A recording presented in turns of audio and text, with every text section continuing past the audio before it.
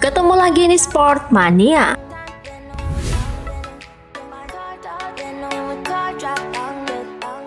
Pada latihan bebas pertama di Motegi Jumat kemarin, terlihat ada yang berbeda pada bagian belakang motor Suzuki GSX-R milik Alex Rin. Dikutip dari Speedweek, sayap tambahan tersebut bertujuan untuk memberikan gaya tekan lebih ke bagian belakang motor, sehingga memberikan cengkraman lebih antara ban dan aspal. Sejujurnya kemarin mereka memberitahu tentang paket aerodinamika. Saya sangat senang dan sekaligus terkejut. Itu sedikit aneh, karena Suzuki bisa membuat itu dalam waktu singkat.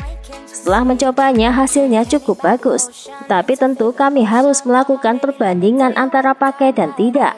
Sayangnya itu tidak mungkin kami lakukan di sini. Tapi kami akan mencoba melakukan pengecekan data dari hasil tadi. Jika memang bagus, kemungkinan akan kami pakai.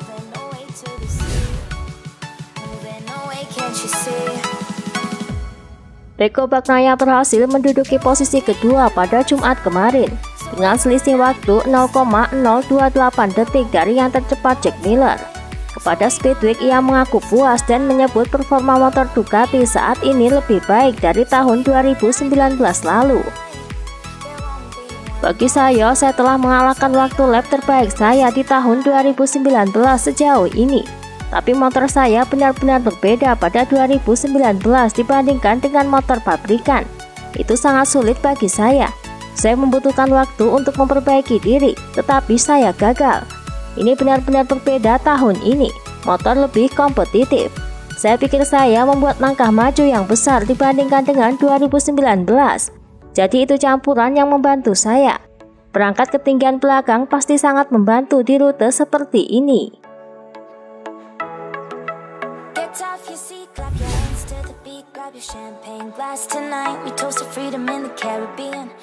Setelah penampilan buruknya beberapa minggu terakhir, Pol Espargaro menemukan kekuatannya kembali pada latihan bebas di Motegi Jumat kemarin.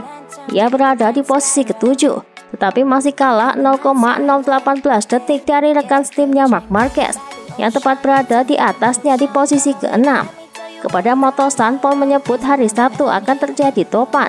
Untuk tetap mendapatkan hasil yang bagus, Pol pun akan mengganti ban medium ke ban lunak. Kami memperkirakan topan akan menerjang Motegi sepenuhnya pada hari Sabtu. Akan ada banyak hujan, jadi kami menggunakan salah satu ban lunak hari ini. Sebagian besar melakukan hal yang sama. Kami juga menggunakan 3 ban, yang sangat banyak untuk FP1. Tetapi itu adalah keputusan yang tepat. Saya merasa sangat baik dengan ban lunak.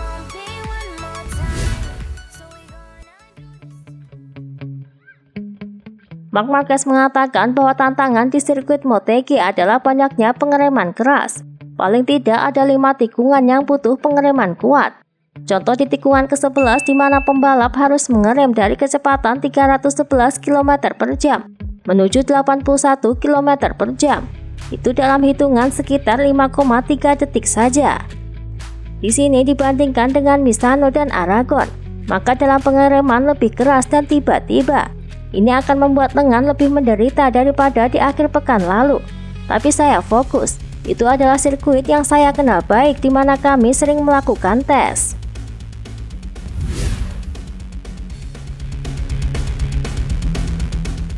Pada latihan bebas kemarin, Marc Marquez tampil agresif dengan menduduki posisi ke-6. Dikutip dari Motosan, Marc Marquez berharap saat balapan bisa masuk 10 besar. Meski begitu, ia tak mau berharap banyak. Ia tak mau memaksakan kondisi bahunya dengan keras pada balapan Motegi minggu besok. Target saya adalah masuk 10 besar, dan saya yakin untuk bekerja sendiri sepanjang sesi. Sensasinya sudah bagus sejak awal, meski balapan akan membuat bahu saya lelah. Saya merasa baik dengan kecepatan saya, tapi saya tidak berpikir kami bisa menyerang sepanjang balapan karena kondisi bahu saya. Jika besok hujan, sesi ini akan berguna bagi kami sebagai referensi.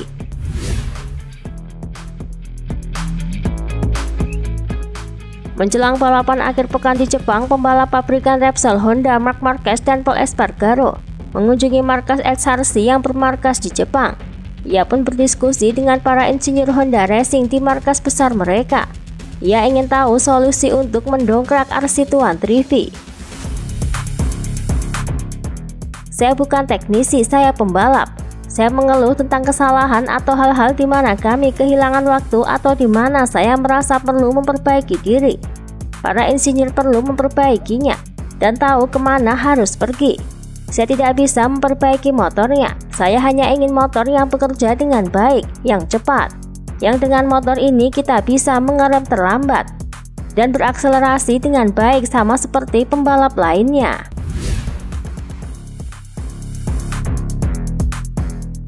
Dalam sesi latihan bebas pertama MotoGP Jepang, terlihat kejadian unik di mana saat masuk pit tangan Marc Marquez tersangkut kamera belakang motor RCV-nya. Sepertinya Marquez tidak fokus pada saat itu, hingga tangannya sampai tersangkut. Sedangkan Alberto Puig yang berada di sekitar tempat itu hanya melihatnya saja.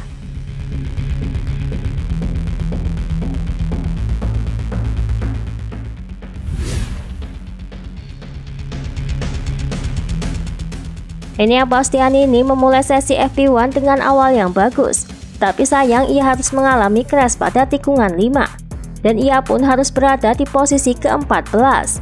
Kepada Speedweek ia menjelaskan kronologi ia bisa crash. Awalnya saya mencoba untuk mengenal trek dengan motor, dan sedikit menemukan ritmenya. Ketika saya mulai melaju saya rasa tidak terlalu buruk. Saat kami mengganti ban, kami juga membuat perubahan kecil yang langsung membuat saya merasa nyaman. Sayangnya saya harus jatuh tepat di atas roda depan dengan ban kedua pada time attack di putaran pertama.